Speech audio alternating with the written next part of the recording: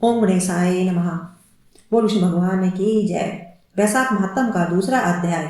नारद जी कहने लगे, हे राजन, जैसे सतयुग जैसा युग, वेद समान शास्त्र, गंगा जी जैसा तीर्थ, जल दान जैसा दान, भार्या समान सुख, खेती जैसा धन, जीवन के समान लाभ, नेत्रों के समान ज्योति, भोजन के समान तृप्ति, सत्य के समान यश, आरोग्य के समान हर्ष कोई नहीं है।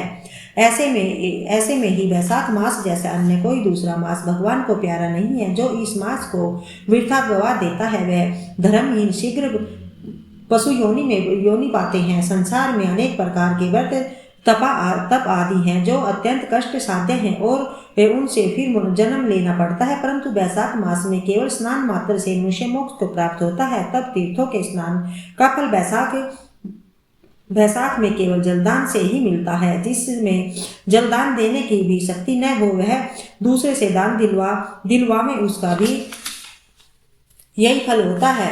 जो पाथिकों के लिए प्याऊ लगाता है वह अपने कई कुलों का उद्धार करवा देता है। प्याऊ लगाने से देवता, पितर तथा ऋषि अत्यंत प्रसन्नता को प्राप्त होते हैं। जो बल की इच्छा हो तो जलदान, जो पवन की इच्छा हो तो पंखा वैशाख मास में दान दे। जो प्यासे को जल पिलाता है वह राजसूय यज्ञ का फल प्राप्त करता है। जो धूप और पसीने से व्याकुल ब्राह्मण की पंखे से हवा करता है वह सब पापों से रहित हो गरुड़ के समान हो जाता है। और ब्राह्मण को पंखा दान न करने वाला अनेक प्रकार के रोग से दुखित हो नरकवास करता है। जो थके हुए ब्राह्मण पर कपड़े से ही हवा करता है वह पापहीन होकर भगवान की सायुज मुक्ति पाता है। और जो शुद्ध हृदय से ताड़ का पंखा दान करते हैं वे सब पापों से मुक्त होकर वैकुंठ लोक को जाते हैं। जो इस मास में खड़ाऊ दान करते हैं वह यमदूतों का तिरस्कार करते हुए वैकुंठ को पाते हैं।